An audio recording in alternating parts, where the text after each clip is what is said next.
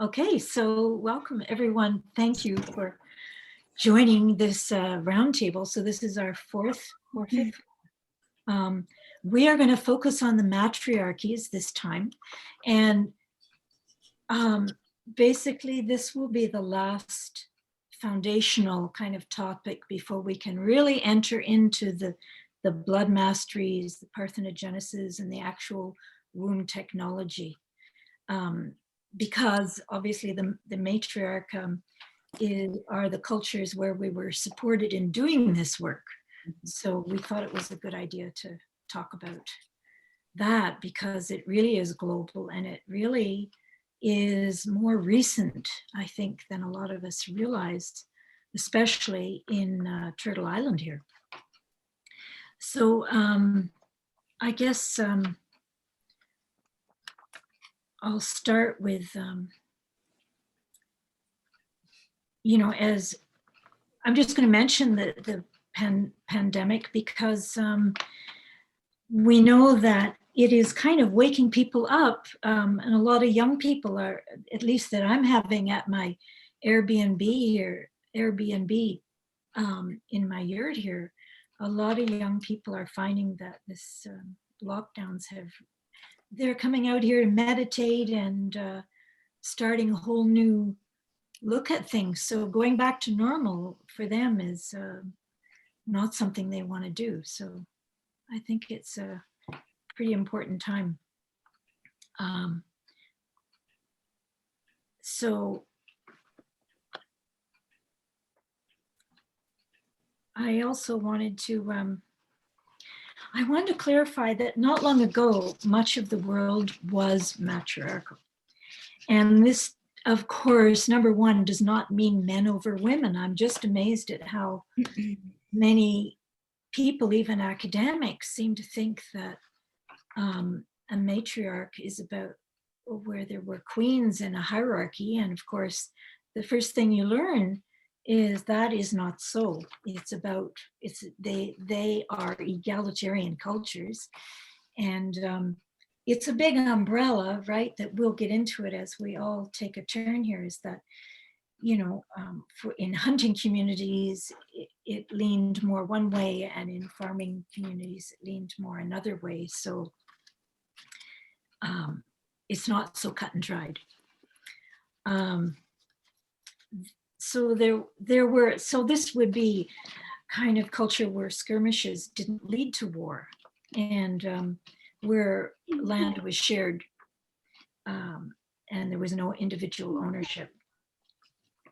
And it existed much longer than our current patriarchal system, and was thriving in North America in some parts until like 60 years ago. Wow. I know in the West Coast with the Squamish and, maybe 100, 150 years only. We even heard, I remember learning in school about the potlatch, and those are all matriarchal customs. And then myself, I lived, 83, is this almost 40 years ago? I lived in an Arctic community up near Baffin Island for a full year, and I was only in my early 30s. I had no idea until now in hindsight that I was living in a matriarchal culture as it was dying, because it's not that way now.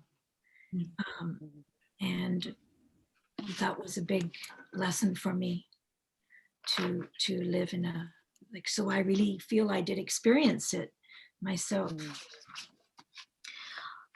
So I guess I also wanted to myself go into, let my imagination run here. And I've come to believe that in pre-patriarchal times, perhaps women never really thought, I mean, this is going way, way back, maybe even to Atlantean times. They never thought of creating a child until they had reached enlightenment first. Just a thought. So they were conceiving on a parthenogenic level. And then men being born of divine birth would be enlightened too. I mean, this is maybe an idealized version, but I'm just musing. So there wouldn't be this jealousy of, how come we're not part of this creation business? They would have been the master builders and visionaries, the men, and being connected to their inner feminine as well. I'm also, in my own work, feel like I'm connecting into the Anshar and the civilization that is apparently inner earth under the Andes. And I noticed the word "and" coming up a lot. And this has come up a lot with Kieran too. I wonder if the luminous structure that I have learned that comes from the Andes perhaps originally came from the Anshar. So I know I'm jumping around here, but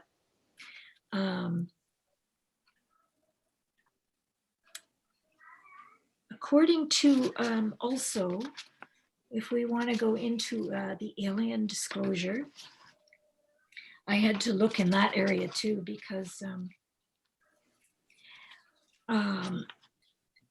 there was one fellow, Corey Good, who I followed a little bit, and he was talking about a reptilian race. Now that could be a more demonic race. We're not talking about anything related to snakes here, because snakes are very beautiful creatures. However, a reptilian race, according to them, interfered with our peaceful matriarchal culture approximately 6,000 years ago. So that perked up my ears, because this fellow Corey Good doesn't know anything about the feminine history, but it was approximately 6,000 years ago. If we go across the pond to Europe and the Middle East, that's when the matriarchs fell. So that was kind of interesting, because we want to know the source of when the patriarch first came and where it came from. According to Corey Good, these demonic forces or alien forces that he calls the reptilians feed off pain, anger, and fear energies. And it was impossible for them to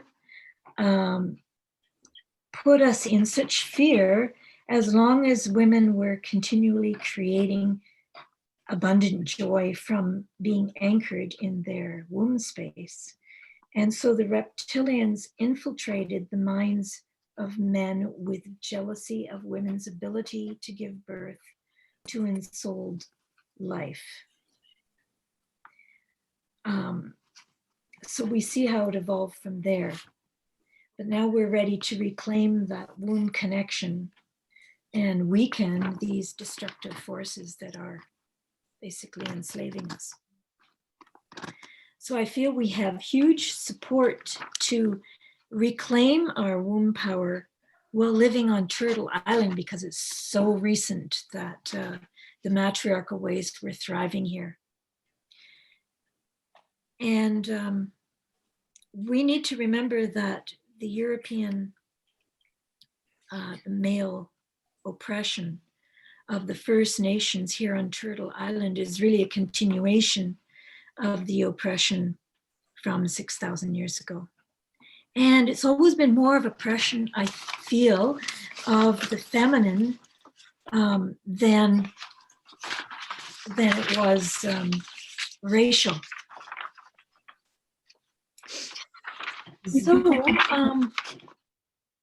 So the last comment I had here was that looking at the Six Nations Peacemaker group, which is right here on the North Shore of Lake Ontario where we are.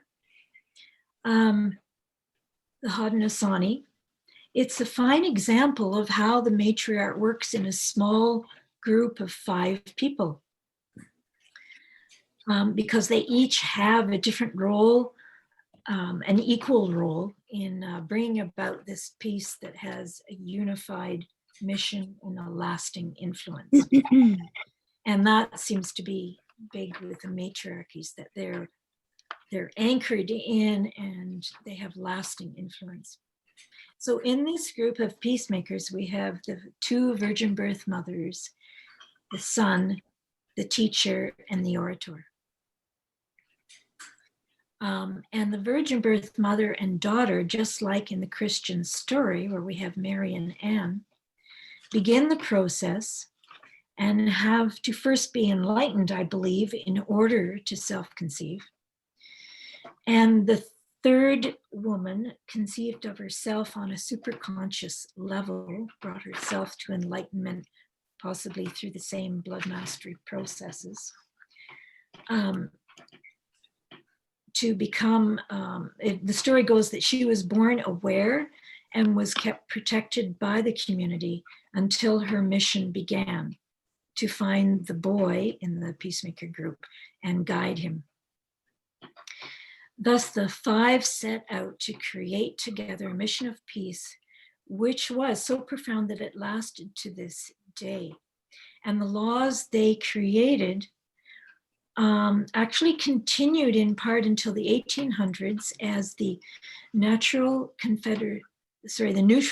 Confederacy of Women Peacekeepers down near Lake Erie, where Helen is, and other aspects that were incorporated into the USA government. So that's my contribution. Awesome. So whoever else would like to offer something next, please go ahead. Who looks like they're...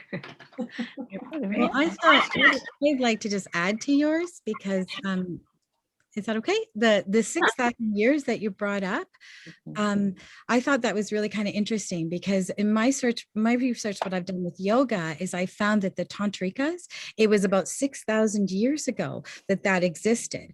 And there was this huge gap in yoga where when yoga started to come up into our society in West India, it took 600 years for actually a woman to come back into yoga again. So it was really interesting to me to find that these tantra religions, these tantra was yoga, but yet women were completely taken out of yoga. But now yoga is 90% women. Right. So I just wanted to kind of add that in to what Maureen was saying. Right. Can I add something as well? Because when you mentioned that 6,000 years ago, Maureen, there's ages, like, people have been talking about, we live in the age of Aquarius, or we're starting to go into the age of Aquarius. So technically it has to do with the sun moving against the constellations, and every 2,160 years, the sun passes backwards through another constellation. So we're really, even though there's debate about are we actually finishing the age of Pisces or not, 2,000 years ago was the beginning of the age of Christianity, which is Pisces, and the symbol of Christ is the fishes, because it indicates the people knew, oh, the sun is going through the constellation of Pisces, and it's always about the astronomy and the astrology. So 2,160 years before that was the age of Aries, which is really when the Jewish religion started, and their symbol is the ram's horn, which is the ram, okay? And 2,160 years before that, it was the age of Taurus. And you can see behind me here, I put up the fresco from the Palace of Knossos, and that was the age of Taurus. That was really the matriarchal religion was at its strongest at that point. So, that fits in with me, like really there's a timeline here that, totally coincides with that. So just wanted to mention that as well. Great. Thank you. Yeah. So can I just go ahead? I'm kind of Sure. yeah, okay. So just talking about I'm kind of doing this off the top of my head here. For me, about matriarchal religions, when I was in my grade 11 art history class, my art teacher put up and I don't know if I can show you this right now. Sorry, oh, I can't do that. The picture of the snake goddess, the Minoan snake goddess in Crete. And there she was, and it was literally like something just whacked me in the head and woke me up and went, oh my God, like now I remember everything kind of, right? So to me, like just seeing her with her wasp waist, and the big skirt, and she was bare breasted holding those snakes was like really empowering to me. And also doing the research, learning about kenosis, and I actually got to go there years ago. And as I was walking around, it seemed very familiar, and I kind of went, oh, the colors were a bit different, but here it is. And so, the women were really empowered. They were the athletes, you can't see her. They were riding those bulls. They were strong, they were powerful. And it's all full of beautiful art and dolphins. And it was like this height of this beautiful matriarchal culture, which would have continued except for a volcanic explosion, which kind of wiped the island out. So they were, destroyed through a natural disaster, which could have been caused by aliens, I suspect, if we're talking about that, right? But I wanted to go back and talk about, even further, that even earlier than 6,000 years ago, Judaism, which I believe is like they wrote the book on patriarchy, where they separated out from the feminine. In the original mystical tradition of Judaism, which according to their laws, I think we're at 7,785 or whatever years ago, there was Lilith, and God creating Adam and Lilith equally from the red earth. So I believe that was the original story, that God has two masculine and two feminine sides. So traditionally it was always balanced. Okay. And so there's a kind of, I don't want to say, positive and negative, but negative is of course not bad. So Lilith is the dark goddess, and she was developed first. She is the goddess of death and menstruation. She's tied to menstruation. So she was developed first. So there was Adam and Lilith in the Garden of Eden, and Adam was naming all the animals, and then he tried to dominate Lilith sexually. And she said, no, you can't treat me like that. We're equal. So because she was part of the goddess, because she knew how to speak, God's name, she was 1/4 of that, whatever all that is, because God is not in a human form, according to the ancient tradition. God is referred to, my interpretation of these three letters called the Ein Sof R, is it's the limitless light that is all darkness. So when I heard that interpretation, I went, okay, it's all about the void. The prime creation is this consciousness imbuing everything that is all dark, and out of the dark comes the light. That's what it says, or that's one interpretation. But when I heard that, when I went bing, bing, bing, I understand what that means. And the word Soph is the root word of Sophia. So it has to do with, divine wisdom as well, So, there's Lilith. She's, part of the goddess, and she says, well, forget it, I'm out of here. And she goes to live by the Red Sea. So these are teaching stories, metaphorical stories, the fact that she went to the Red Sea, even though, the Red Sea is a real physical location, that to me is a symbol of menstruation. Okay. So she'd rather be alone and kind of do her own thing than be dominated. So, that was to me the original story, and that, women were powerful. One of her symbols is the snake, back to that snake goddess again. So again, Kundalini energy, tantric energy, the snake is the symbol of infinity, going round and round. So to me, Lilith, taking herself and being apart was a real prime symbol to me. And it was also, in this context, men's greatest fear. To me, it was all about that the women had the power, and men's fear was that, women could just withdraw, and so then, Eve is created from Adam's rib. She's definitely a man-made creation. I always wondered that. I'm going, hey, why is Eve created from Adam's rib, but he's supposed to be created from the earth, So to me, that was the telltale sign that she's a man-made creation. So, Eve is created as the story is retold, and then Lilith reappears as the snake in the tree of knowledge. There's the tree of life, the tree of knowledge. And she tells Eve to think for herself, eat this apple. It's okay. You have power. You have choice. And so Eve does, which is really an empowering story. But of course, the patriarchy just wants to put down women and control their sexuality and control everything. And so, then Lilith is made into this incredible demonic, vampire, witch, eating children, eating 100 children every day. Scary image, and kind of written out of history. So to me, it was just all part of, that those symbols, those keys are there if we know how to look for them, and to wade through it all. So the other thing I wanted to mention is matriarchies. I traveled through West Africa years ago and went through these very remote little villages, and the men had all gone to live in the cities. So these women were all alone, women and children, all living very harmoniously, kind of supporting each other. They were small groups. I kind of went through these places and going, wow, this is quite amazing. And you could see that, the women had their own power there and how close they were and how supportive they were with each other. And went through villages where people were still living in round huts and things like that. So, and the ancient, in the middle of the Sahara, the Dogon people traditionally lived in round huts, and they knew about the star Sirius, which they believe their ancestors, the ETs, came from Sirius. They knew about Sirius A and Sirius B. It's a double blind star that came down to Earth and created humans. So they have revered this star for thousands of years, and modern science is going, how would they know about that? It was only recently discovered with a telescope. So there was all kinds of keys about people being able to connect to those star visions, back to what you were talking about, ETs, and there's stories about positive ETs and negative ETs, of course, as well. But there are currently, matriarchies all over the world. I know my cousin lives in Mexico. She was telling me about a town on the Pacific, right at the I can't remember the name right now, right at the bottom of Mexico on the Pacific coast, right next to Guatemala, totally run by women. The women are respected, the men have their place, they've lived in this ancient way for, many, many years. So there are spots of this all over the world. And even I think there was Amazons from Libya, which are connected to the ancient Amazons that, I think up until less than 100 years ago, were still living in their own kind of peaceful societies. And there was an article about these matriarchs in China even, and China being one of the most patriarchal countries for so long that somehow they've survived and kept their own, balanced civilization, where everybody works together and the women don't have status above the men, but everybody knows of their place.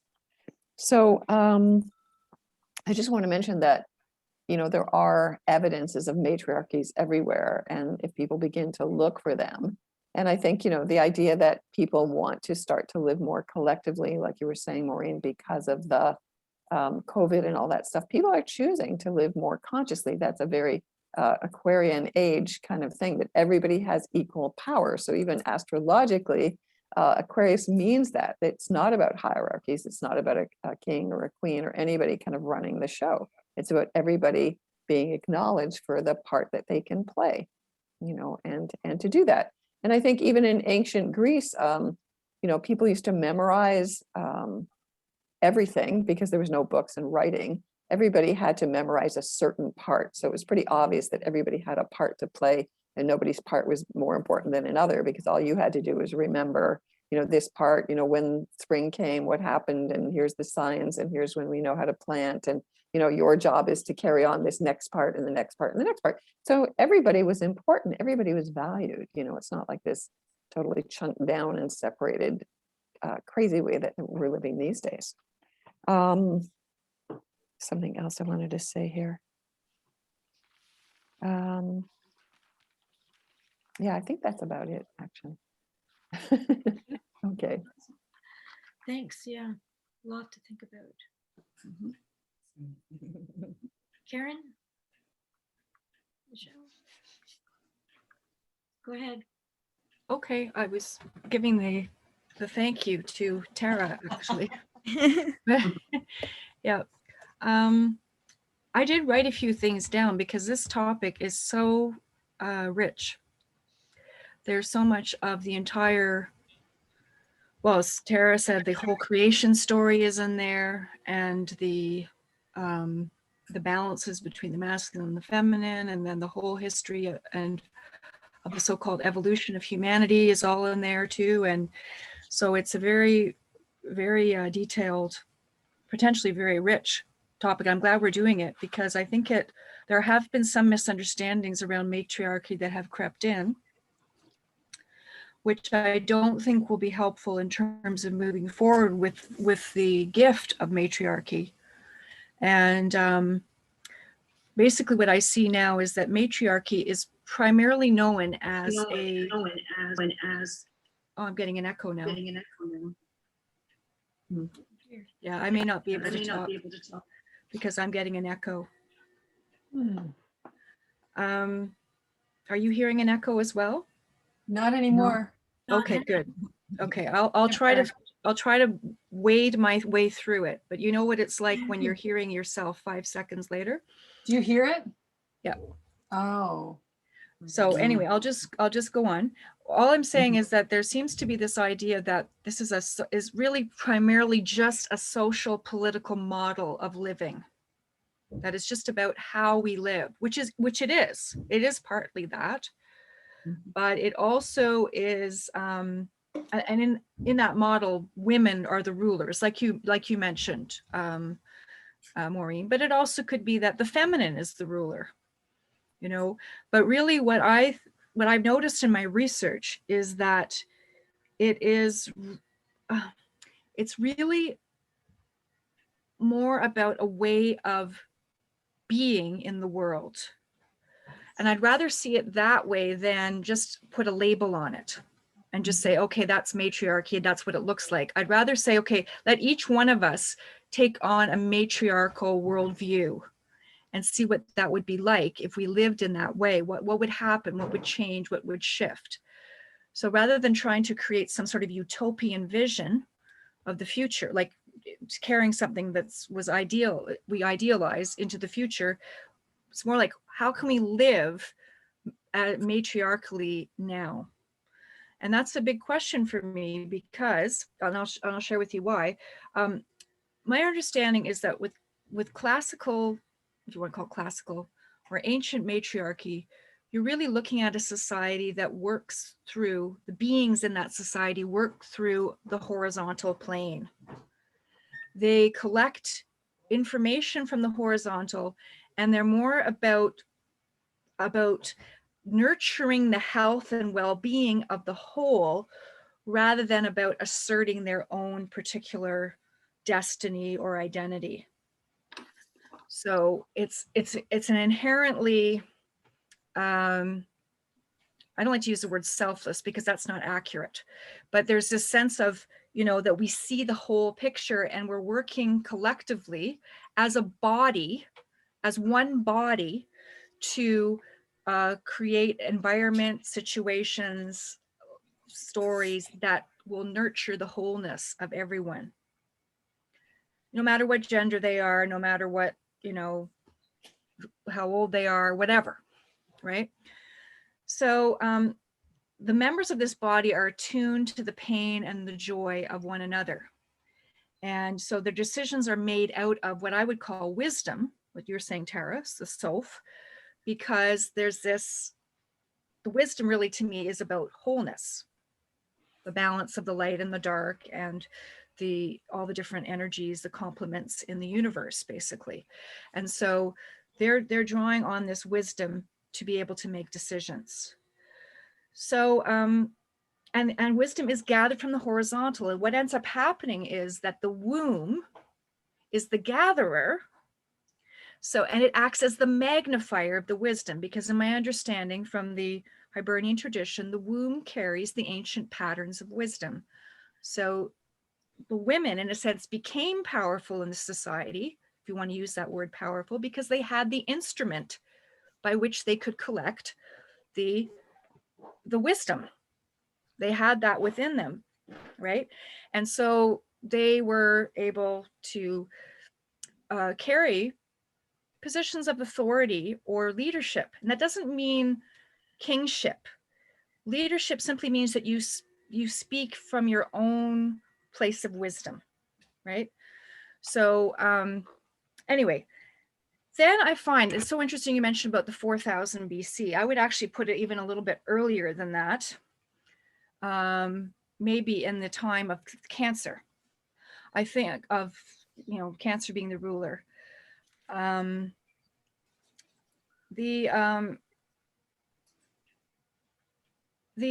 a sense that the human becomes somehow drawn more into the vertical, rightly or wrongly.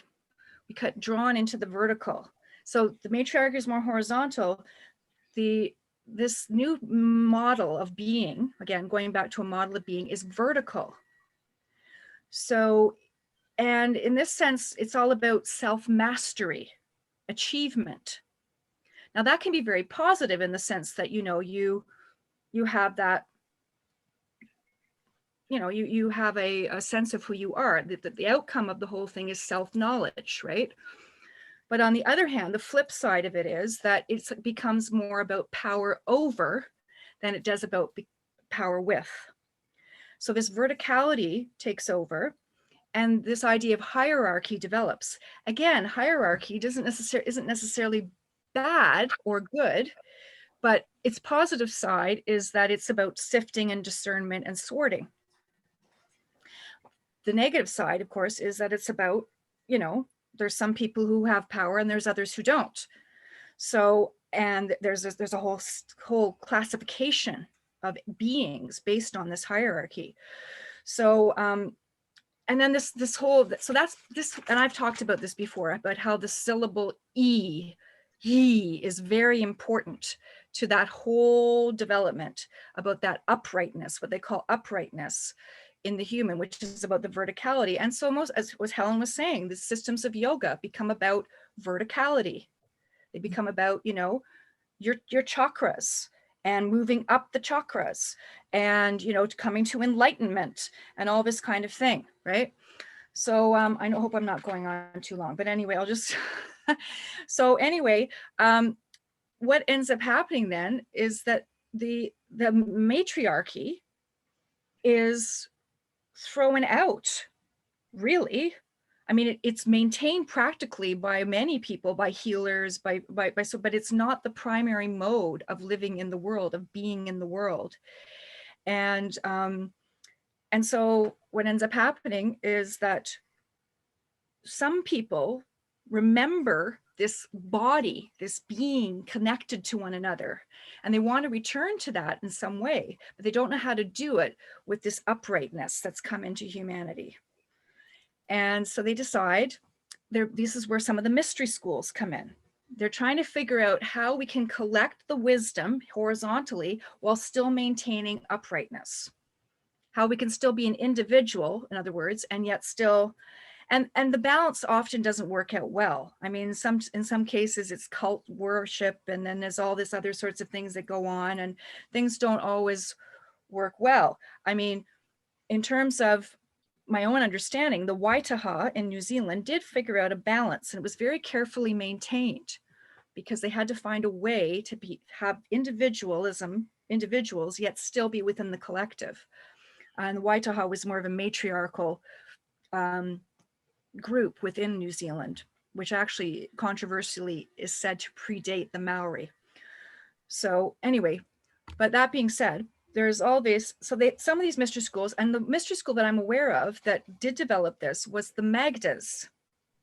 Now, the Magdas were about collecting the historical, the horizontal energies while still maintaining the vertical.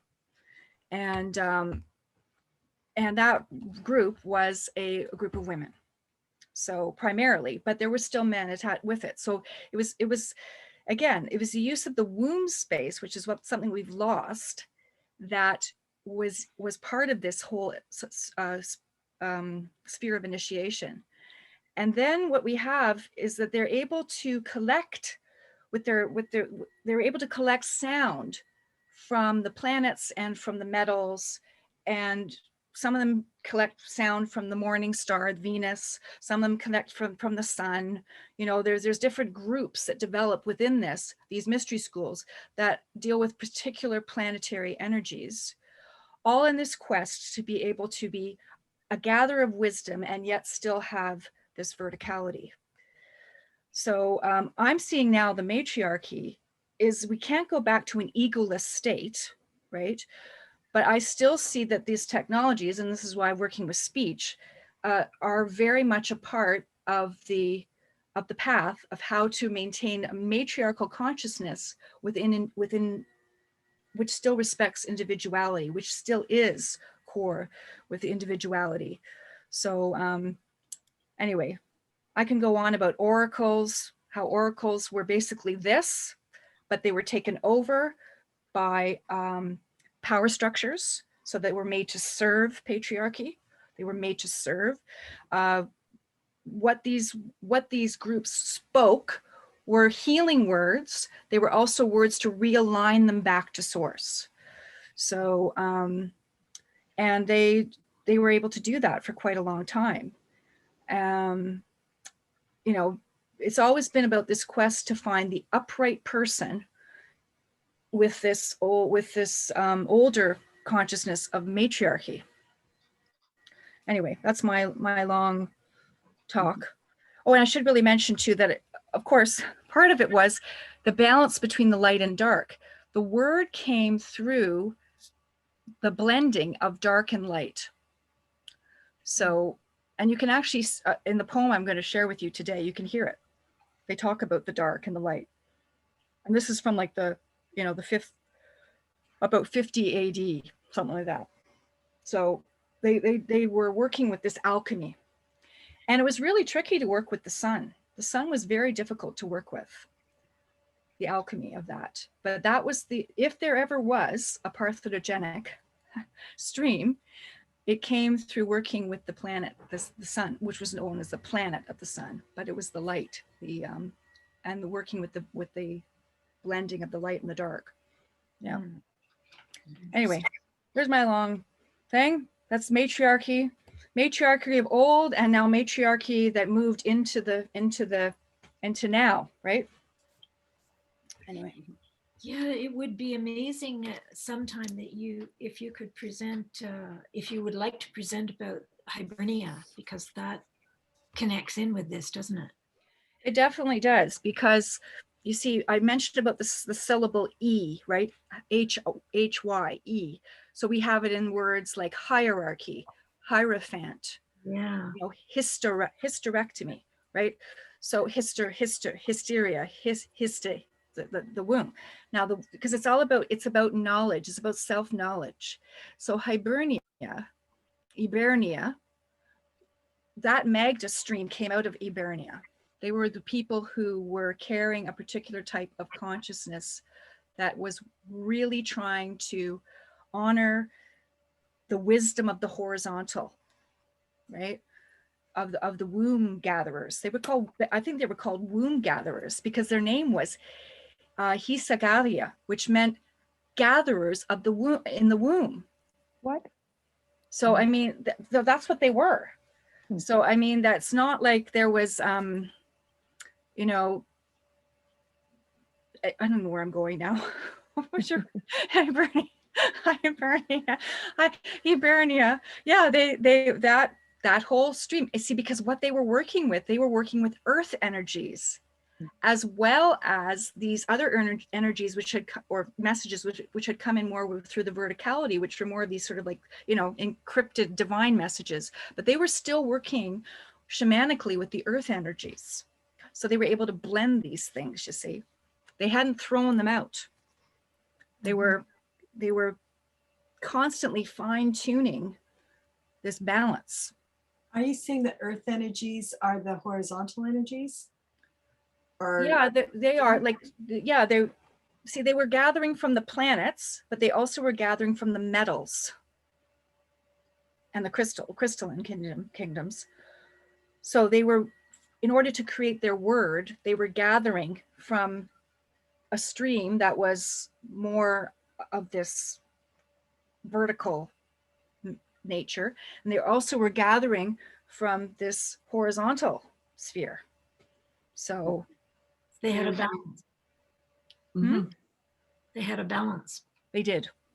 It's Yeah, almost that like was- the, sorry. Yeah, go ahead. Well, it's almost like the symbol of the cross of matter, which is a circle with the cross, and it's always the horizontal plane is the earth. Well, Mhm. that's where I think the symbol comes from. I do. I think it comes from that because it's so wide, worldwide. Mhm. I mean, I think that's where it comes from. And it's interesting that it's utilized in Christianity as a type of, in its best case, as a type of balancer, right?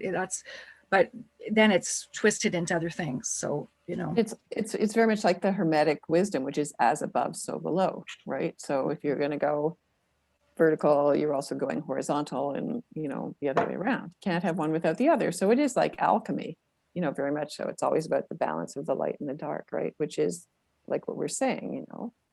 Right. But I love all that, and I'd love to hear about the Magdas, and it's all Well, Magdas means that. tower, right? It's tower. So it's the verticality, tower.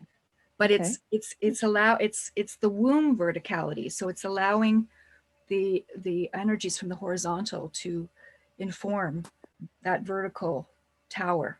And that's some of the names for some of the ancient names for Virgin Mary. She's called the tower. Right. But So what it's- about Magdalene? Is it tying in Yeah, with of course. Mary Magdalene too? Yes. Yeah, I think so. I don't know much about all that. It's so much misinformation about all of that, so I don't even want to go there. But I always yeah. think the etymology is really interesting. So, when you said Magda, I went Magdalene right away. It's very obvious, right? Or maybe it was, or the Dagda. I don't know that much about Celtic. Like, Yeah. so there's similar Dagda is words. the cauldron. Yeah. Right. Yeah. Yeah, there's probably some sort of word play going on there. I don't really know. Like I can't, this is very difficult to get information on. You understand? Like it's, as Helen well knows, it's not something just going to land. This isn't, nobody's written a bestseller on it yet. Isn't the Dagda also the masculine? Isn't that another word for the masculine, the Dagda? Yes. I Yeah, thought it it's is. the male god. Yeah. Yeah. Yeah, it is. It's the male. Yeah. Yeah, there's so many there's controversy about that because people wonder if it was female or was feminine and then it got changed. That's another thing that's been questioned about it. But right now, as we know it, it is masculine. Yeah. Okay. Yeah. Yeah.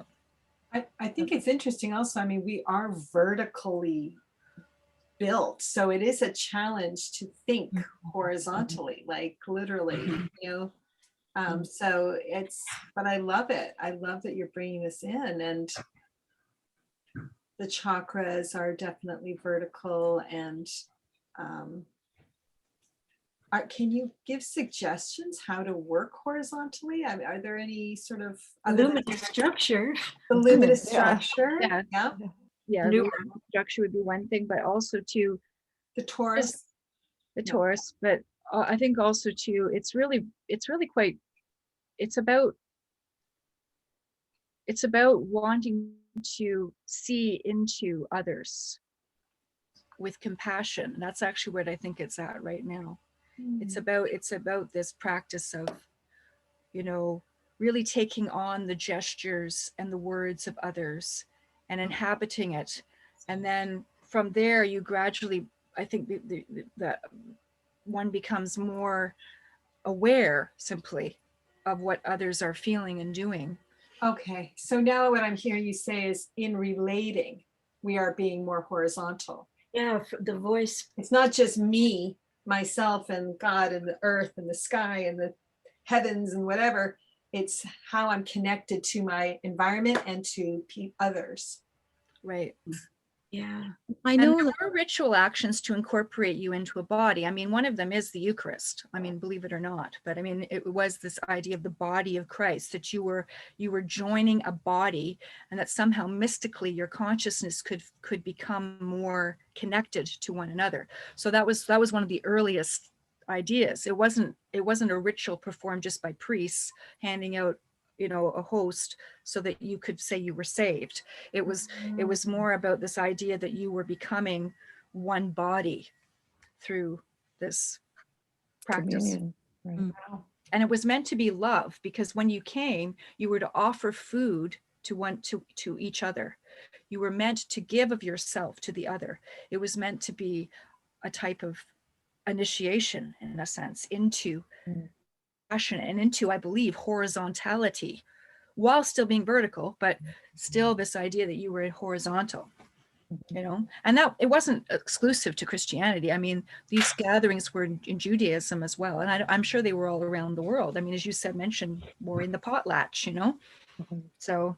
And look at also the indigenous all over the world, their kind of dance. It's very grounded and horizontal. well, I know. Western dance is jumping up. I was just going to add, I know the Celtic chakras that I'm just learning about, they spin. Like that's the research I'm doing, is that they spin and they're horizontal. They don't have the same up and down that we have. They actually see them spinning in a vertical way. I'm just learning about them. So Okay. That's really interesting. fascinating.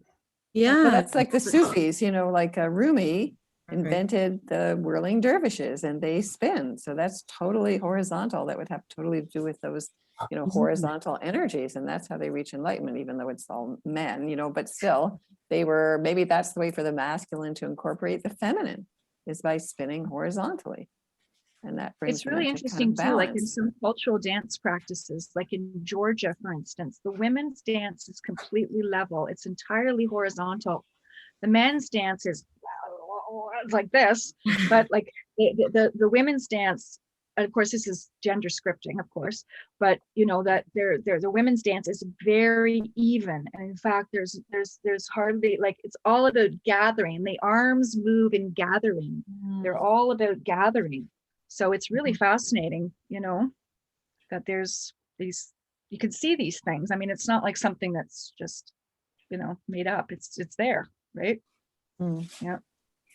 And Just want to Anyway, mention, thank you so much for sorry. this. Oh, thank you. I just want to mention, Karen, you mentioned the word Magda and Dagda, and I'm kind of intuitively into etymology. So the word Magda in Hebrew starts with the letter mem, which means water, Mhm. and ma. So anything ma, the mother, ma, the breast, you know, that's all. So that means water. And just Dagda, if I just take the two letters like DA, is for the word Dalit, which means a door. So it's almost like a water door, which sounds like a womb to me, or a cervix, or do you know what I mean? The water door. It's like an Mhm. opening. Wow. I kind of really like that, you know. yeah, Nice. Like the Higaria, it's like, you know, the gathering of the womb. Like, so yeah, it definitely, it's a door. That's so fascinating, Tara. Yeah, it's like a door. It's like a yeah, a door, a womb door. Wow. Yeah. Ah, that's so fascinating. In the tower, right?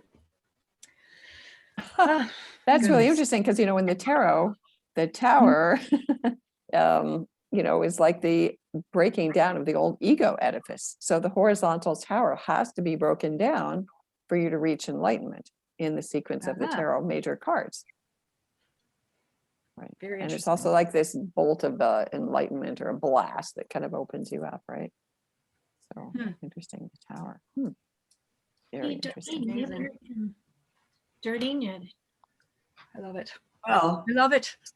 Yeah, I love it all too. well, Thank so much you. has been, so much has So been inspired. covered. And Yeah, I love it that it it's is just very, so spontaneous, right? yeah, and very inspirational. And I'll just add to what we've all been talking about is the egalitarian aspect of the matriarch. I think is really important, and how all of us have gone back thousands of years. Obviously the matriarchy has not been having an impact for thousands of years, so we've all gone back.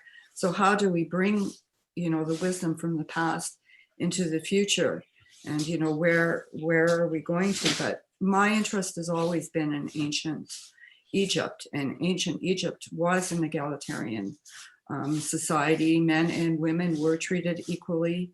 Women could own property, and the goddess was very well respected. And one of the goddesses that I've become very interested in is Mat.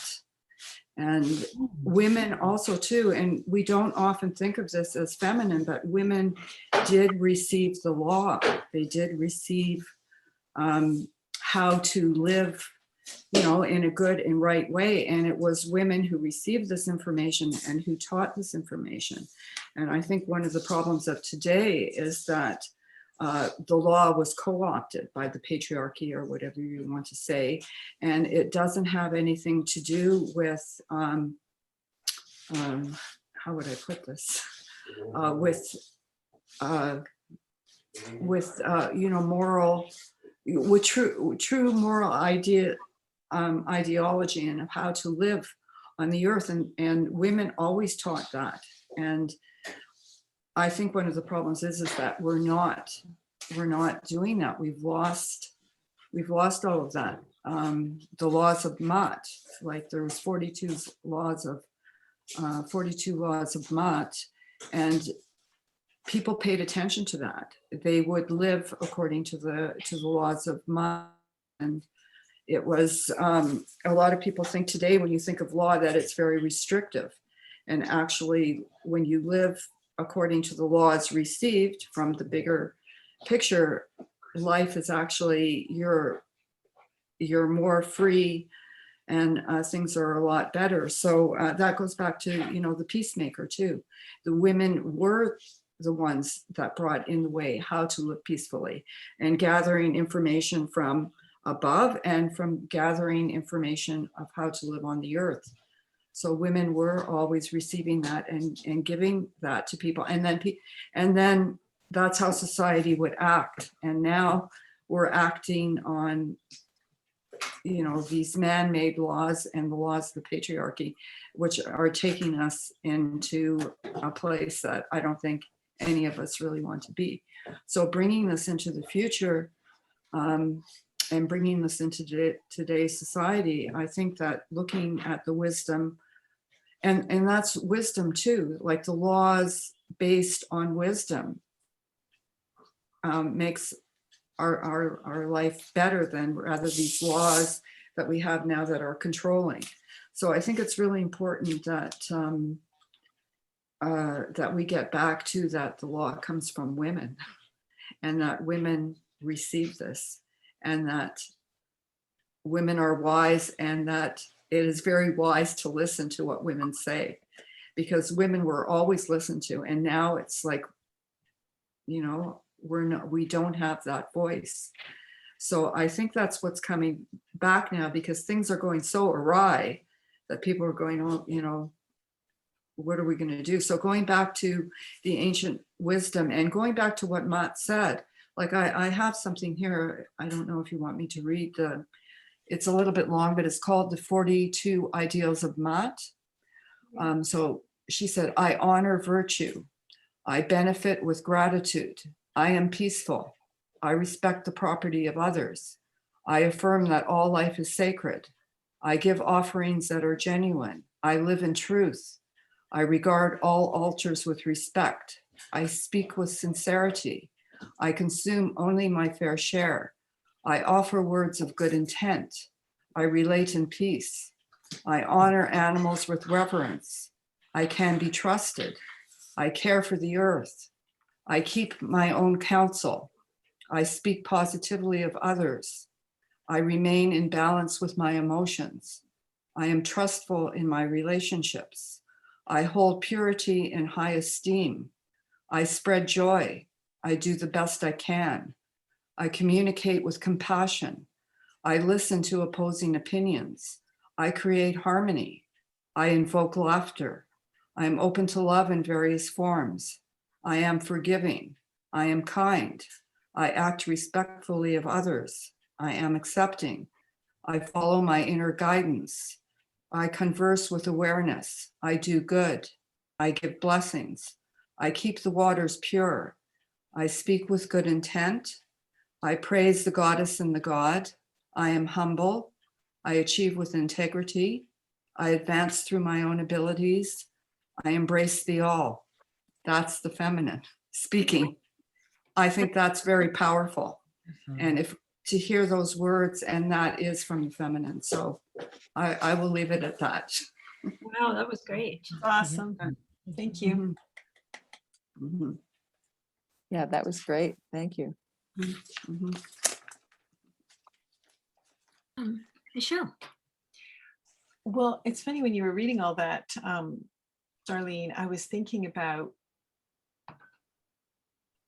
I studied somatic movement for a long time, and also somatic leadership. And my teacher was a woman, is a woman, and she's still alive, but a lot of those things she taught, and they're life skills, actually. They're ways of, there's a lot of good stuff in what you just read. And I'm like, I don't know, it's really. And that's ancient. That's coming from thousands of years ago.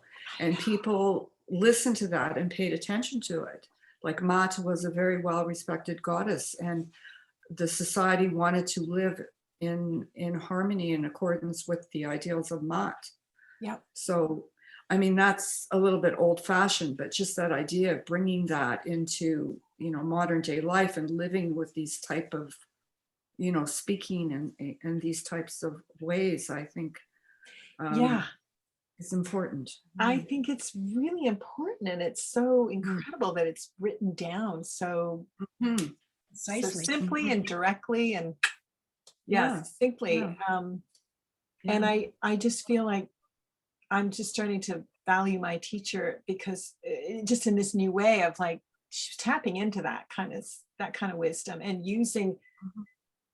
I mean, we were, you know, always taught to be basically to be a leader, to embody a lot of what you're talking about in those things, and to, you know, to create flow with others. Basically, this is a lot of what that's about, is to create flow with people, Mhm. you know, and that's that horizontal thing again that you were talking about, Karen. Yeah. Yeah, just I'm just sort of reveling in that. I would like to read that. Do you know when it was written? Is there a date? I know it doesn't really matter, but I'm just Oh, it's ancient. I don't even know that you could put a date on it. I mean, Yeah. this goes way back into. well, because writing for one is actually starts at a certain point. So it would be within the patriarchal time even. Because writing and patriarchy sort of, I think they kind of come sort of happen about the same time, unfortunately. But that's a whole other conversation. Because the truth is that a lot of what I was going to say, based on what some of you, I can't remember who was saying what, the 6,000 years, that was you, Maureen? Yeah. You know, and also the Egyptian thing, I was just researching Neith, the goddess Neith is the first deity of Egypt, and she autogenetically birthed herself and then birthed the sun and the land and blah blah blah. So they've found, well, Marguerite in her research ties Neith with the Amazons of North Libya. Somebody was talking about Libya, I can't remember who, but that they were, you know, they were into Neith like before writing, of course, and that anything that's sort of at the edge of that 6,000 year period, this matriarch, that's feminine stuff, it's sort of like, oh, it's a bleed over from the matriarchal time, and it bled in, you know, and then there was that transition where it, you know, became more patriarchal eventually. But so the Mott thing sounds like it's definitely a carryover from the matriarchal times into the patriarchal times. And I was just researching also, and the interesting thing too is that Neith was a war goddess, not just war, but war was in her domain, as was Ishtar, who is really the first deity, I think, in Mesopotamia also. It was all female goddesses at the beginning of Mesopotamia, and it's just a carryover from the more matriarchal time. So these goddesses at that edge are from before, right? That's obvious, but it's just, she was also a war goddess, Ishtar. But what was interesting is that in the Amazons, like it was a good thing to know how to protect yourself, you know? So these Amazons did these combat rituals, and often they would do a combat ritual to find out who was fit to be a parthenogenic priestess, basically. There's this correlation between, you know, withstanding these combats between each other. I don't know, I just find it really interesting. That's what made me clue in that maybe Ishtar also had a parthenogenetic priestesshood as well, or whatever. Anyway, I just find it interesting, these correlations, and that was sort of all about that sort of thing. I was going to talk about that one. I did just research on that one Chinese Share with us. matriarchy. I've just only seen a couple of videos and done a little research on it, and it's very intriguing. I mean, this is currently alive and well in China. As you said, Tara, they're all over the world. They really are. If you go to Wikipedia, they list all the matriarchies, and some that aren't quite alive anymore. Like they even talk about, they date when they were sort of thriving kind of thing, I think, or when they were mentioned in literature, you know. So the Mohawk was in there and different things around the world, but they're probably not current, as you said, Maureen. But the Chinese one, the Mosu people, they have this situation. This is how it works. It's the women all live together. The grandmother is sort of she's the big kahuna in the family system. And the women all work in the fields and they produce their own food and they have their garden and they cook, and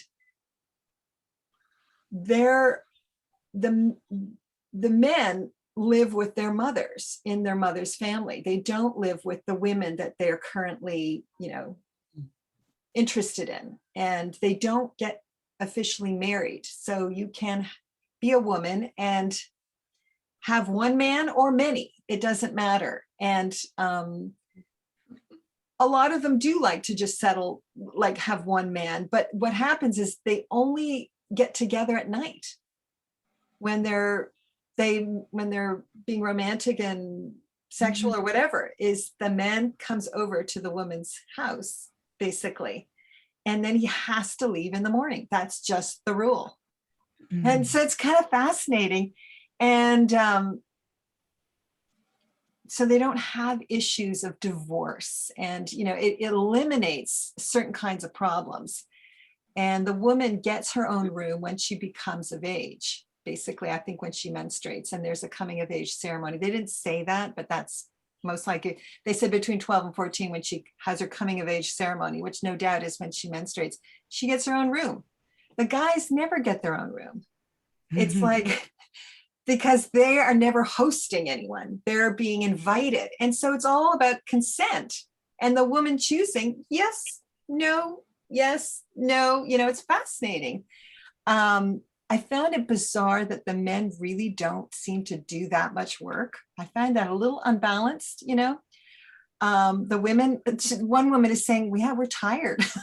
We work a lot, you know, they're in charge of everything, but they work a lot, and the men might be involved in the politics, you know, a little bit.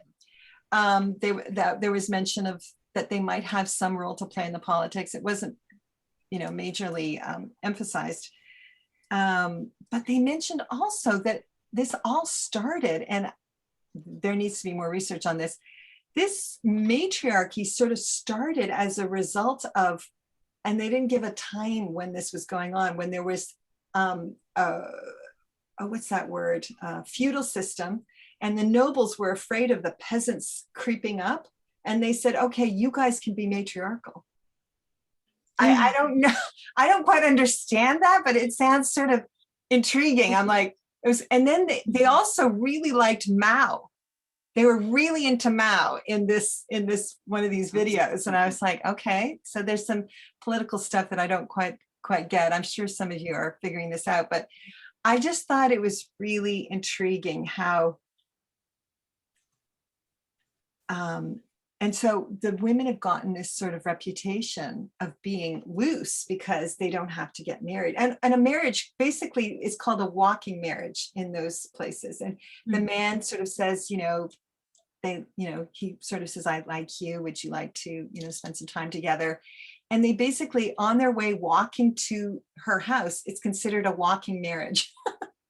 That's what it's called. Not that they get married, but that's just what it is. I'm just sort of giving a little piece of information. But there are tourists who will trek all the way out here. And the only way at the moment is to drive 8 hours on these windy mountain roads. But tourism has come to this place because men think that the women are loose. It's kind of bizarre, right? And the women are kind of like, what evs, you know, this one young woman is like, you know, she just blew the whole thing off, like, you know, she didn't take it seriously at all.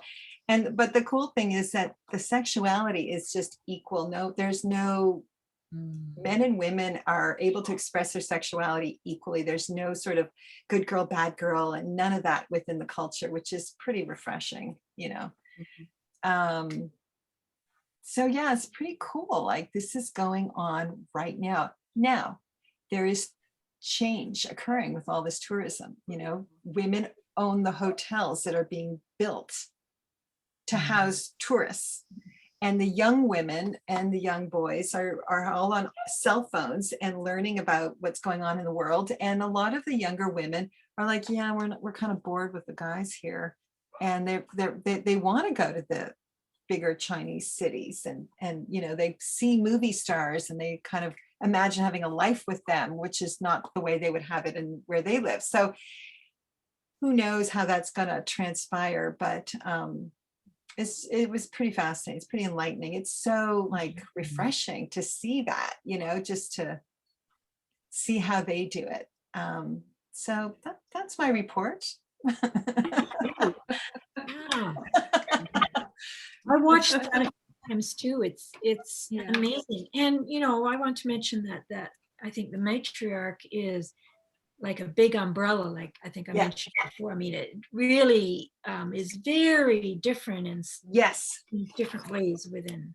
Yes, there was an article on 6 current matriarchs, and they were just briefly saying, you know, in this one in Africa, the Aka people in Ghana, the men have some more political say, and all their slight differences of how they've organized their society. I know in Canada here, it's more with the Inuit because it's a hunting community. It's not as strongly women focused as the Mohawks, which were dependent on the three sisters and the Yeah. plant food, The agriculture, yeah. the agriculture. Yeah. Mhm. And I also don't think Amazons were matriarchal at all because it was all female. So I mean, that's not a matriarch is a balance, right? So I wouldn't see the Amazons as being matriarchal. You mean the Amazons had absolutely no men in their culture? From what I understand, Mhm. What do they do with the men, or how do they were just parthenogenic and only birth bait women? well, there's patriarchal stories of what they figure that they brought men in to have babies and sent them away or something. But now that we've learned about parthenogenesis, perhaps it was based on that. Are the Amazons an actual culture though, or is it just mythology? No, real. No, there's lots of They were They were real, so you can look up the history. yes. Yes, Well, yes. that's interesting. If Yeah. you check out Dr. Del Blair, he'll show you like photos of some of the last Amazon African tribes that fought off the early British. Right. Mhm. And there's photos of So, are there any? Does this culture still remain, or is that, no, I or don't. is it finished now? There's no. What happened to the Amazons? Like, I guess the same thing with, you know, Well, what there, happened to their culture? I did read an article not too long ago that was sort of there was a time when there was male and other country influence in an Amazon culture. So I think it probably transformed slowly with having men involved, and then eventually, you know what I mean, change. But I don't know for sure. I'll have to look up that article again because it Yeah. was kind of Well, fascinating. that would be interesting to do more research into the Amazons and. Yes. Well, I mean, it's documented in Greek culture. I mean, there's famous Penthel, you know, killing the last Amazon, you know, like making sure they beheaded her, and the star in the sky called Algol, which is called Medusa's head, which is very close to the Pleiades, by the way. And a lot of people feel that, you know, the ancestors come from the Pleiades. She was, I believe, originally an Amazon warrioress, and she was extremely beautiful originally and powerful. And she was from Africa, and she had dreadlocks, and they translated dreadlocks into snakes because, you know what I mean? Wow. That And is so, Wow. I mean, the fact that she could turn men to stone was just like, we're really terrified of this woman, you know what I mean, or these group of women, they'll like just, you know, they're so powerful. It's like we're going to freeze in our tracks. It's like deers in the headlight, you know, like just to see them, you're going to be turned to stone, right? So that to me is all like, they always, I think, give you clues to this stuff if you're, you know, you kind of look behind the scenes, right? So there's lots of documentation about ancient Amazons from Greece, Libya. Well, they came from North Africa and Libya to Greece, and Athena basically was sort of syncretized, or is actually Neith. It was called, she was called Neith Athena, and that just came to Greece, and Right. Okay, so I mean, there's so many historical correlations. I just did a whole workshop about the goddess Juno, and I know we have Juno Awards in Canada, which is very nice. But she's also equivalent to Neith, Nut, Nuit. You know, she's the goddess of the Milky Way in Egypt. You know, so they're all come from the same roots, and they're all called different things in different cultures. But you know, yeah, it's all the same thing, right? I have to go, ladies. I have a client. Oh, coming. okay.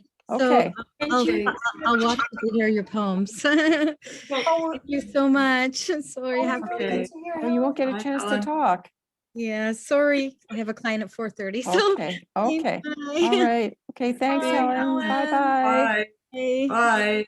Oh, Bye. I didn't realize Helen should have gone first Helen then. should have gone before me. Yeah. Well, Yeah.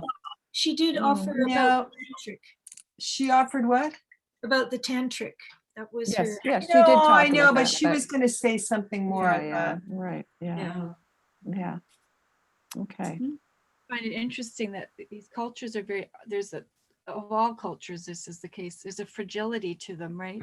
Because of the influences that come from the outside and are always trying to, or whether consciously or not, tear them down.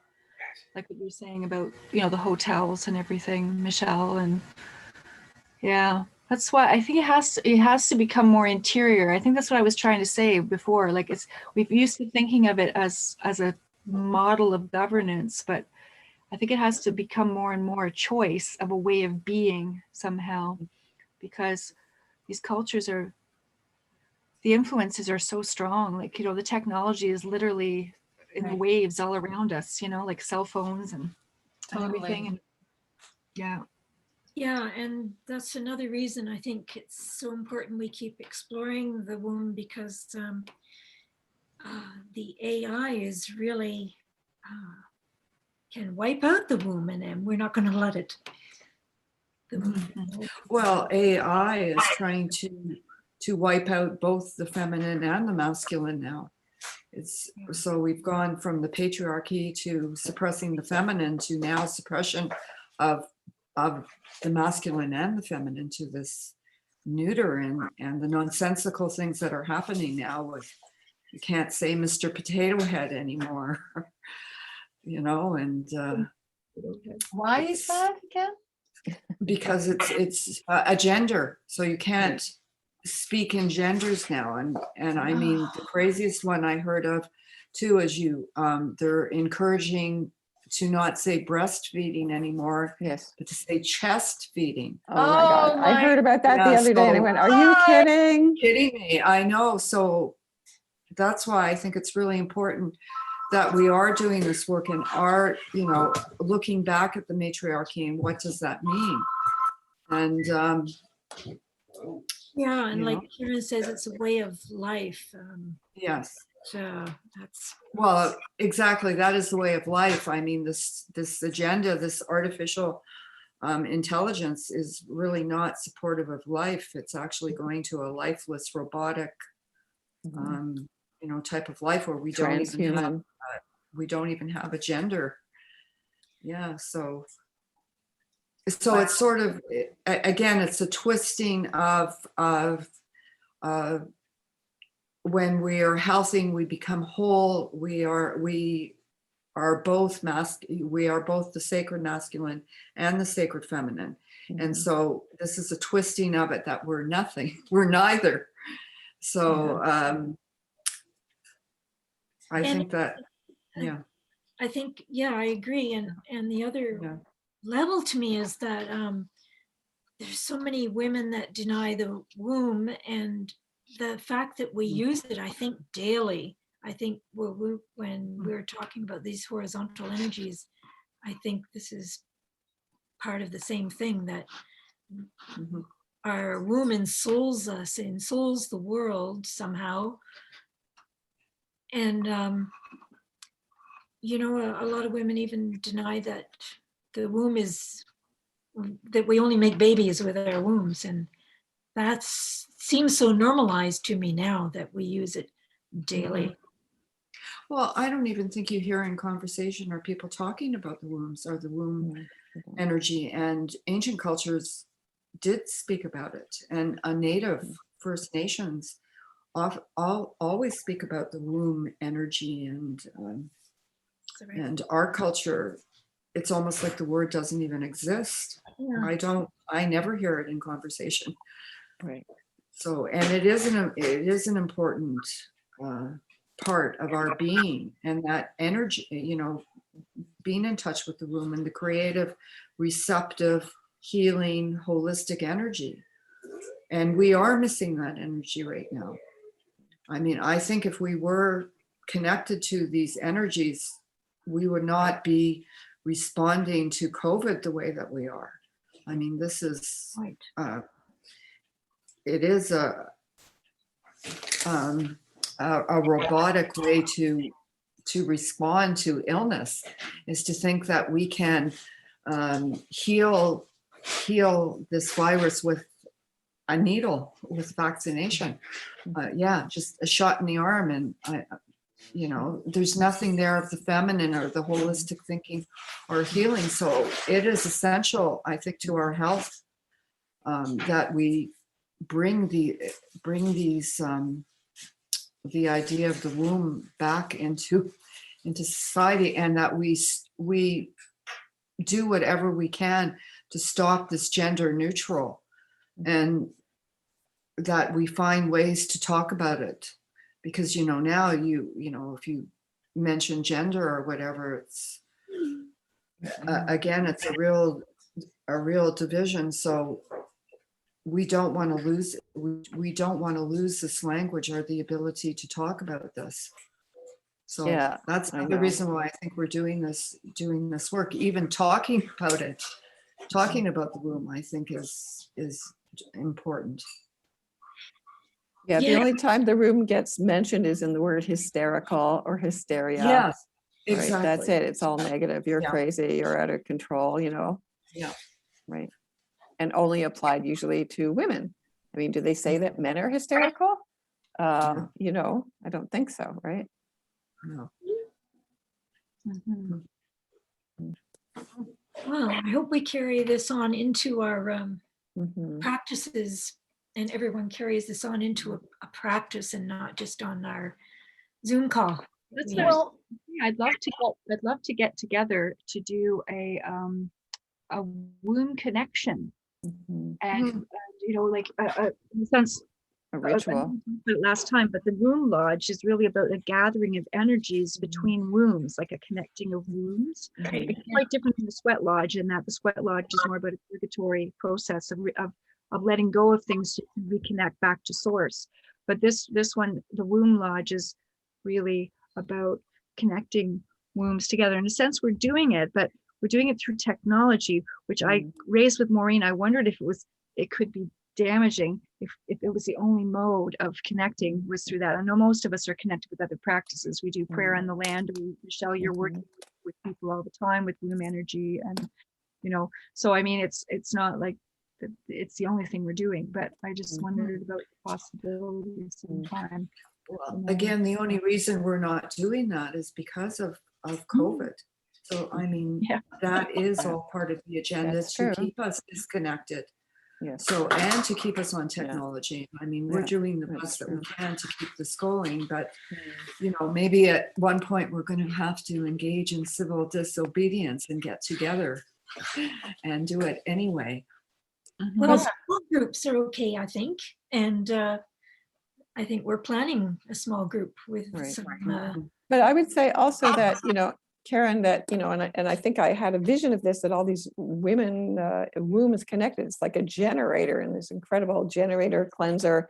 And you said something about the womb collects, and it made me think that it's like a gigantic rain barrel of cosmic energy. And I just said, oh, it's like this big rain barrel. I love that. So you can just kind of like draw down or draw up, you know, all this energy, but just to visualize that we're all connected, right? So that we could like set it up on the technology, but that maybe at a certain time we all turn off the technology and we're all meeting like telepathically, you know, through our wombs to create a ritual. Like spring equinox would be the perfect time to do that, because it is about the balance of day and night. And that's like the symbol of Maat is Libra, the ancient constellation Libra. It is her scales of justice. That's what Maat carried.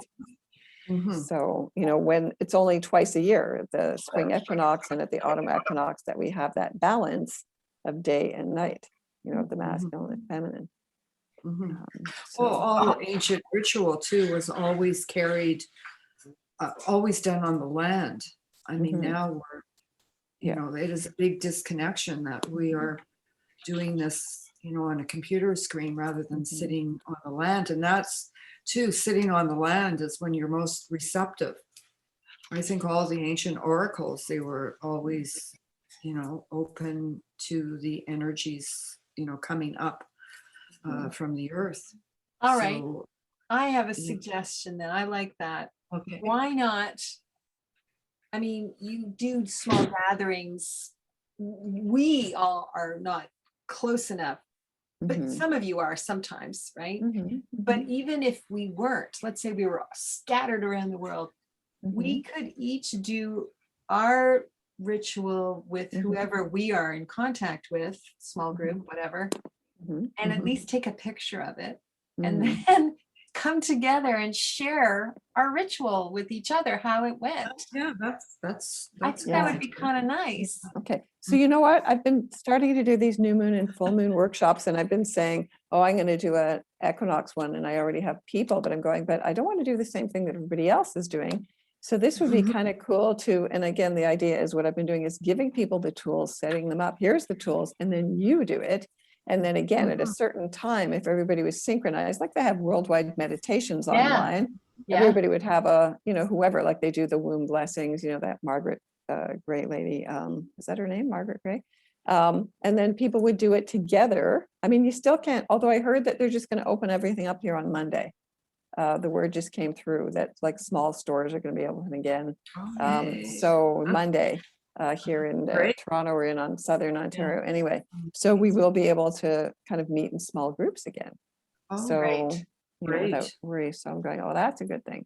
So yeah, we could do that. So physically, you know, getting together somehow. I mean, we're all kind of spread out here. But I think the idea is to synchronize so that people do it physically, like not on the internet, but it still occurs. Well, I was thinking maybe once the nicer weather comes too, we could actually have one of our round tables outside, like all of us will be outside. And you know, we will be on, you know, that will be a different way to do a Zoom. Instead of behind our desks, you know, we'll have nature behind us and, you know, the sounds of nature. So that might be just an idea in the future. You mean we're each on our own outside pieces of territory? Oh, got it. Nice. Lots of ways. I wanted to ask you, Maureen, too, when you said, I hope that you'll go home and do this in the day, what were you envisioning that as a daytime practice of womb horizontal energies? I mean, beyond luminous structure, is there anything else you were meaning by that? No, I think I was meaning what everybody just got into, was that I hope that we will go and do our own private meditations and connect with each other intuitively. Right. Womb to womb. Just to balance this screen time. You know, maybe we should set something up where we all agree to connect to each other's wombs. That would be kind of neat. Is there a time that would work that you guys would want to do something like that? I think the idea of the equinox is great for that. The equinox is fantastic. I've never understood the equinox in that way before. I love it. And I did want to say also, when you're talking about the horizontal energies, like, you know, in, you know, the way I studied stretching, let's say, somatic stretching, was to really drop down, drop into the spine, let it drop, and then naturally the top of the spine wants to lift away, but it's not pushing or anything. But we were also taught to think of every single point on the spine and through the body spherically, as imagining it expanding in all directions, not just one direction, right? So I always forget to do that. It's not an easy thing to do. It's much easier to just think of up and down, or, side to side here. And I'm just re-inspired to think of, it takes a lot of, visualizing before it becomes a natural thing to do something like that, but that's fine, whatever. But I just wanted to throw that in the pot. I agree, especially like, I think, isn't that the same with when I was trying to get the luminous structure into cones instead of triangles? Exactly. Exactly. Exactly. Yeah, that's, Yeah. Yeah. it's such an expansion to start thinking in that way. Like we're so used to the sort of the lowest common denominator, thinnest common denominator, to think of anything, and then to think spherically and multidimensionally, and not just black and white or right and bad. You know what I mean? It's That's This is so powerful. I think this is really important for our development of womb consciousness, is being able to picture things in 3 dimensions, using our inner imaginative capacities, so that we can actually, start to see things in whole ways. I think that's just a good thing. I think that's a wonderful thing. I really want to try and do. I do yoga stretching all the time, but I like the fact that I get out of the vertical, right, and I go into the horizontal and stuff like that. But I'd love to do this with the imaging of the spherical energies. It's fascinating. I think that's really, and just amazing. I feel really that's very right. That feels just like really good. Again, thank you. I learned that from my teacher. She was the one who would always pop it in, and it was always kind of like, oh, that seems so hard. But then I started teaching it occasionally in my class, and I was like, and people really liked it. And it was like, okay, gotta do this more often. Like this is a practice. And right when you were talking about horizontal, I did it in my own body, and it feels so spacious. You instantly create space in your body. I don't know if you want to try it right now. Just sense or imagine, feel the drop down, feel the lift up, at least get, your vertical bearings, and then just sense or imagine, like pick one spot, maybe your heart or your belly button, your womb, the diamond in the middle. Or in the middle, and just imagine it like going front and back and side and radiating. It's not easy, but you just keep playing with it. You cultivate that awareness and that muscle of feeling as if it's radiating out 360 degrees, but you can start with a few degrees, north, south, east, west, front, back. Well, it's expansive, expand Right? out. And you can pick a sore spot to work with. Yeah. It is expensive. You pick one spot, maybe you have a headache or something, and work with that point in all directions. And then you get to feel the spaciousness that is possible within that expansiveness. Yeah, I think it's really important, because we're used to that linear, logical, that's that single pointed, not the whole picture, right? No, and we are. So we think of ourselves kind of like one-dimensionally or two-dimensionally. We And do. that And really, that is the feminine. The Yeah. feminine is expansive. I mean, Mother Earth is, it is, huge. I want to mention about all the sacred geometry that we see everywhere. And Sorry, ladies, I just have to go to the bathroom, so just excuse me for a second. Okay. Sure. how it's presented in 2-dimension, but it's up to us to pop it into 3-dimension. And that's why I think that version of the luminous structure with the 4 cones is so much more powerful. But still, the diagram of the 2-dimension is also what holds it, I guess. And then we have to open it. And then we activate our own energies by envisioning it in its fullness. Like when you sent me the Taurus the other day, Maureen, and you said, "How is this?" And I said, "Oh, I wish it was in 3 dimensions." And then you wrote me back and said, "Well, we've got to put it into 3 dimensions. That's what we do." I mean, like it's up to, that's in a way helping us activate our capacities, our powers, our abilities. Right. You know, Mhm. maybe the picture, the 2-dimensional picture, really is an invitation for us Yes. to activate it 3-dimensionally using our own imagination, our own body consciousness, Mhm. right? Yeah. So that, you know, Mhm. That's We our have- part. Absolutely. We have to do that work, that embodiment. Can I Mhm. mention And another actually- example of that is sorry, Darlene, Yeah. go the ahead. crop circles. The same thing, because when you look at the crop circle, at first you think Yeah. they're flat, and then all of a sudden they pop into 3 dimension themselves. That's It's true. really magical. That's Mhm. true. I want to go there so badly and experience them. Oh, Mhm. What were you going to say, Darlene?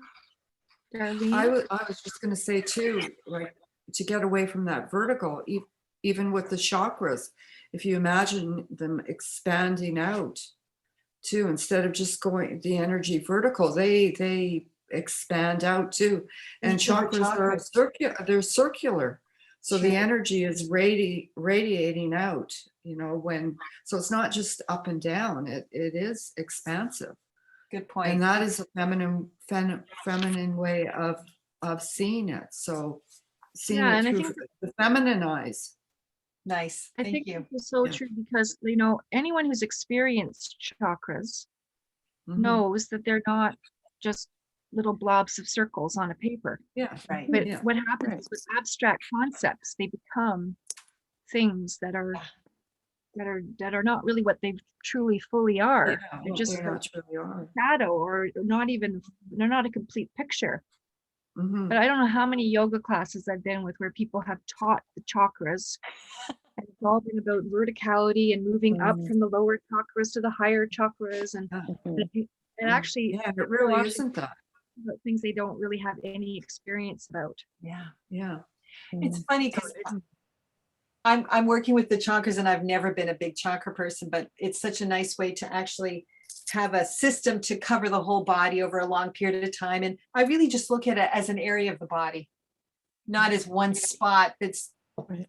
about going up, but it's just about this whole area of the body we're going to work with today. Right. That's the chakra. Yeah, but they're spinning. Sure. They're Yeah, like they're spinning spinning. vortices, Yeah. Yep. And also like for example, if you relate the chakras to the tree of life, for example, where there's these 10 stations of energy, you Yeah. can either get enlightened from going top down or down up. So there's 2 ways. So, I mean, and for example, like in a Buddhist concept, they would say, well, you're already enlightened. Well, if you're already enlightened, you'd start at your crown chakra and work down. So, I mean, maybe that would be just, hey, try it the other way and see what happens, right? And Yeah. it's just Well, I like you're think bringing that energy. with the luminous structure, it's really interesting. It is intentionally horizontal, I think. Mhm. I think it's more of a system of gathering things from the horizontal. Not to say it Mhm. doesn't have a vertical component, it Mhm. does. Like all these Mhm. things have both within them, Right. but one of them is predominantly more expressive of particular complement than the other. It's like, they have the whole in them when they're that's why they're healing. Right. Right. Right. Mhm. It's Yeah. knowing how to teach them in that holistic way is what you're Right. saying, but Yeah. is not happening. I like the idea of the spinning too. I mean, it was real popular for a while, people doing spinning classes a few years ago, because it does really balance you with the vortices, the energies that are swirling in the earth, and it is totally horizontal. Well, all energy spins. And I mean, Mhm. everything orbits and everything Yeah. spins. So that is the energy of Mhm. the earth. It's the energy of the multiverse, the spinning. Right. And the healthier you are, I think when chakras are blocked, they're not spinning. Mhm. So and they're Yeah. not colorful too. Mm. They're So stuck. that's another thing. They're stuck, and so the more you're spinning and the more colorful you are, the healthier. Yeah, the healthier you are. That's right. Yeah, we're spinning through space. Right. Yeah, I've actually practiced whirling for a while. Mhm. whirling. Yeah. Well, we were talking about that before, the whirling dervishes, and Yeah. Yeah, yeah. you know, We're Yeah. getting on here. I wonder if we should Yeah. move into the Yeah, because I have to go Yeah, soon. Yeah. Okay. by a little after 5. So Okay. Yeah, we gotta get going here. well, this was great, ladies, as Mhm. usual, Oh, as great. always. Yeah, really fantastic. was. We're going to really share all this at some point, and we're also going to move into the next time into parthenogenesis, womb mysteries, blood masteries, and all that. Okay. Mhm. Fabulous. All right. Okay. Thank you, ladies. But is somebody Yeah, reading? thank you. Well, sharing was a somebody poem? gonna read a poem? I thought that was the The clothes. All going to read. poems. yeah. Yeah, I'm not, but I think No. we all have Yeah, one. I didn't pick a poem. I've got one. Okay, I have something. Okay. Okay. But wait a minute, I have to find it. Hang on a second. No, somebody else can go first because I've got it written on my desk here and I can't close the screen to find it right now. Hold on a second. Karen, you had two, didn't you? Okay. Well, I'll share one part of one. This is really interesting to me because Darlene mentioned Egypt, Mm, and this particular poem is supposed to come out of Egypt. And I also am connecting it to the Christian tradition because Christ had 2 disciples, James and John, who were known as the sons of thunder. And everybody thinks that this sons of thunder means their father, Zebedee or whatever. But actually, it's referring to their mother, I'm sure of it. And the mother, the feminine. And the name of this poem is The Thunder Perfect Mind. mm, And it was found in the Egyptian desert mm. in the 20th century as part of the Nag Hammadi. Right. And has been, Mhm. I think, wrongly labeled Gnostic Gospels. But I mean, we can get into Gnosis next time because it has to do with the blood mysteries. But anyway, this one's called The Thunder Perfect Mind, and I think that this was who they were sons of the thunder. Okay, so I'll just read a little bit of it. I was sent forth from the power, and I have come to those who reflect upon me, and I have been found among those who seek after me. Look upon me, you who reflect upon me, and you hearers hear me. You who are waiting for me, take me to yourselves, and do not banish me from your sight, and do not make your voice hate me, nor your hearing. Do not be ignorant of me anywhere or any time. Do not be ignorant of me, for I am the first and the last. I am the honored one and the scorned one. I am the Hoor and the Holy One. I am the wife and the virgin. I am the mother and the daughter. I am the members of my mother. I am the barren one, and many are my sons and daughters. I am she whose wedding is great, and I have not taken a husband.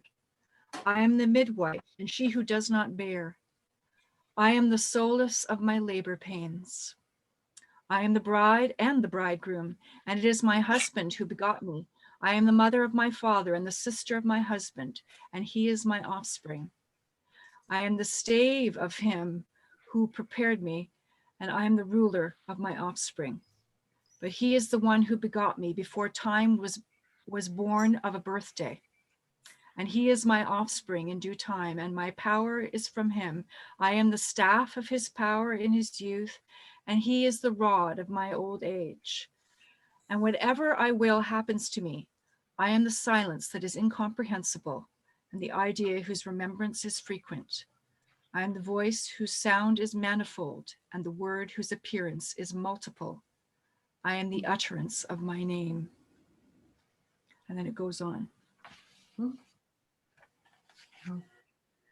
Yeah, it's pretty Love powerful. that. Yeah. Hmm. Wow, thank you. Can I Well- ask you if you think that she's discounting gender in that poem? No, I don't. Okay. Because don't. it's, I mean, my sense is that that is saying I'm everything, like everything is included. There's, right? But then it gets sort of interesting. I'm begotten by him, and there's some interesting, do you know what I mean? Those are the ones I'm just curious about, if you have anything to say about that. I think the voice is feminine Mhm. predominantly. I think Mhm. that it's, and as the poem goes on, it becomes more detailed about that. Mhm. But yeah, it's definitely, there's a sense of the potential of the all. That's why I think of it as a womb poem. Mhm. Mhm. Yeah. And that it has everything in it. She has everything in her. Mhm. And mhm. Awesome. Thank you. I just read it recently, so it's nice to hear it again and ask, Well, it's often connected with Gnostic texts. So, and of course, our sense of Gnostic is become very challenged, right? Because it's become it's always been presented as being somehow earth denying and feminine, like, denying of generative polarities and these kinds of things. It's become more about, rising above the earth and pure knowledge and all this kind of stuff. But I actually think that's is one particular stream of Gnosticism, but it's not the entirety of it. Okay. So, and Tara definitely could talk more about that, I know. So it's yeah, I see it as feminine and, that type of and I think it came out of Egypt, and it did. I mean, this is an Egyptian. So to me, I hear echoes of the ancient goddess in this, in this voice. Yeah. Awesome. Yeah. It's beautiful. Yes. I like it. Tara, did you find yours now? I did. So I'm going to quote from a poem that my teacher, Araya Mountain Dreamer, she used to read us poetry when I was in her Dream Star Lodge in the early 90s. And it's by a poet named Susan Griffin. And she wrote a book called Woman and Nature, The Roaring Inside Her. So it's just part of the poem. And it says, we are the birds' eggs, flowers, butterflies, rabbits, cows, sheep. We are caterpillars. We are leaves of ivy and sprigs of wallflower. We are women. We rise from the wave. We are gazelle and doe, elephant and whale, lilies and roses and peach. We are air. We are flame. We are oyster and pearl. We are girls. We are woman and nature. And he says he cannot hear us speak, but we hear.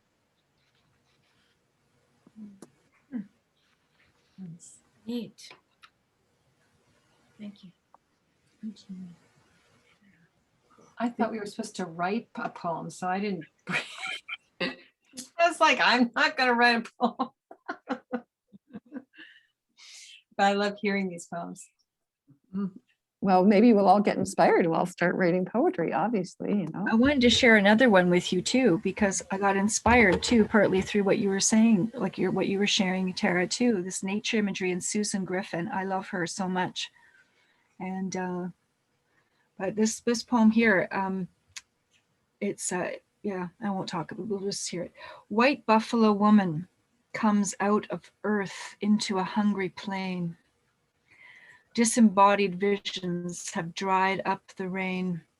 Birds rise up in rustle flight through leaves, giant flocks thirsty for water. Their voices the magnified whispers of my pencil on this paper.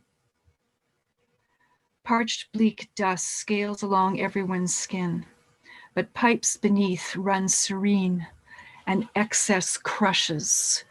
It crushes. Dimly the strong people laugh. They have thought of a better building. It is all so clear.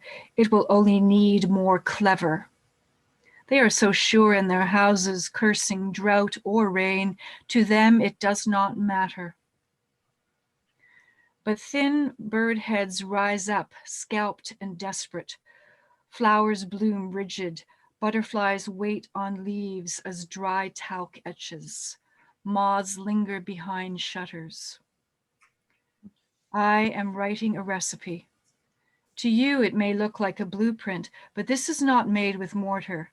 This pipe I write to send moist and pregnant air up into the clouds must be made of flesh. And my brother, it is yours. You do not comprehend, but it is all so clear.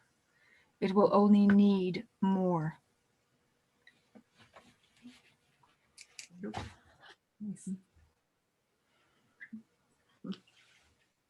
Amazing. The guy's got to give up something. The masculine has to give up something to make the pipe.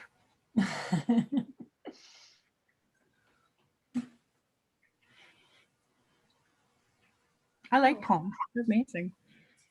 Mhm. I could read poems all day long. But anyway, Are you reading one, Darlene, or no? No, I No. don't. Okay, No. I wasn't sure. Well, I think we're at 2 hours, so. Yeah, I yeah, think could we not gotta go. better, Yeah. Close it and All right. continue on next time with a whole new, Okay. All right. so, Awesome. thank you. Thank you. Thank you, everybody. Okay. Thank you. Blessings. Thank you, Michelle, for organizing this, and thank you, Maureen. but Everybody. the